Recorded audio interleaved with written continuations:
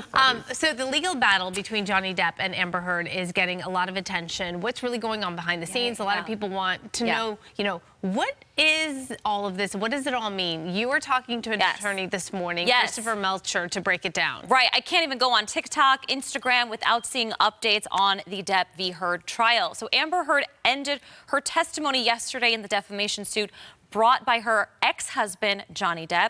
That was followed by video testimony from two of her friends. Johnny Depp is suing Heard for $50 million, claiming defamation following an op-ed piece Heard wrote about surviving domestic abuse. Depp says it defamed his character, even though Heard never mentioned him by name. Heard is counter-suing for $100 million. Okay, so for the latest on this case, to kind of catch us up, let's bring in celebrity divorce lawyer Walzer Melcher. Christopher, my Twitter friend, thank you for joining us this morning.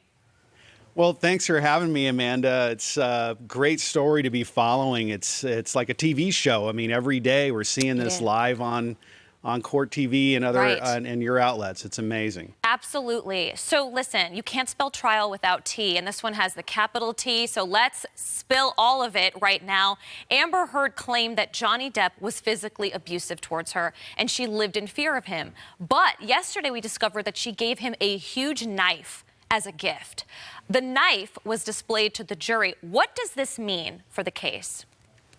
Well, it's one of these jarring inconsistencies, and it's understandable that somebody would give a gift to their mate, but it doesn't make sense when she claimed that she was living in fear all of this time that she would give a big scary weapon to him. So these are one of the things, and they actually displayed that to the jury because the photo doesn't do it justice. So this is just one of the inconsistencies. That's a huge knife. That's big. Yeah, that's a big knife. Yeah. And it's just, and again, one of these little data points doesn't really mean anything, but when you start putting them all together, the story just does not hold up. It's really sad to me when I keep hearing these audio recordings, and a lot of us are hearing them played in court. They're disturbing to so many. I have so many questions and concerns. Why this couple recorded each other the way they did and for how long they recorded each other. But in your opinion, what do these recordings reveal? Well, it is weird that they were taping each other, and under California law, you need consent of both, but they didn't have that. Right. And so these recordings were allowed into evidence, and it's important because that's people unfiltered in their home speaking, not many years later after preparation and putting on a bigger show in court. So what we hear in these recordings is consistently Johnny trying to de-escalate and avoid arguments, but Amber wanting to pursue those arguments and saying, look, we're not done. I want, to continue arguing with you.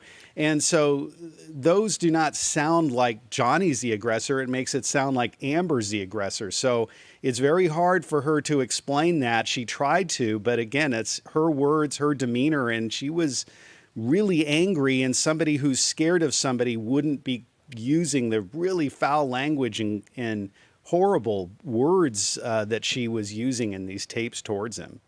And let's talk about evidence. Usually when you have photographic evidence, that can say 1,000 words, right? But people are discounting some of the photos of Amber's bruise. There seems to be a bit of doubt on the severity and even, Christopher, the authenticity of her bruises. Can you talk about that? Well, Amanda, this is the most difficult part of it because we want to support people who come in and claim abuse. And she came in under oath with photographs showing bruises. And so, of course, everyone thinks like, well, this happened.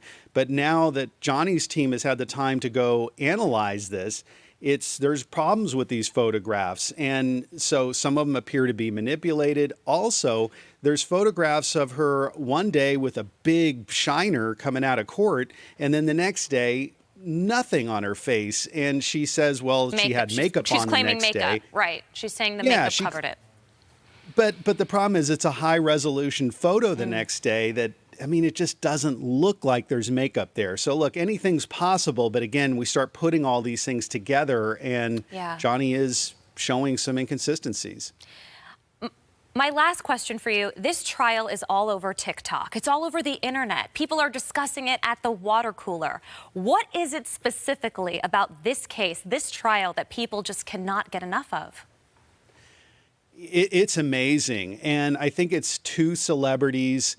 And also just like, why? Why are they doing this to each other? That it's bad enough to have a breakup, but then to do so publicly. And like, why are we hearing about this? But it's captivating, all of the details. And I think it hopefully lessons for all of us of how not to handle a breakup. Absolutely. So public, so personal. Thank you so much for coming on. You can follow Christopher Melcher on Twitter. Just go to CA_divorce. I appreciate your take on all of this, Christopher. Thanks, Amanda. Thank you. And also stay with us as we continue updating you on the Depp versus Heard trial as it continues. I'll send it back to you guys. All right, Amanda, thank you so much.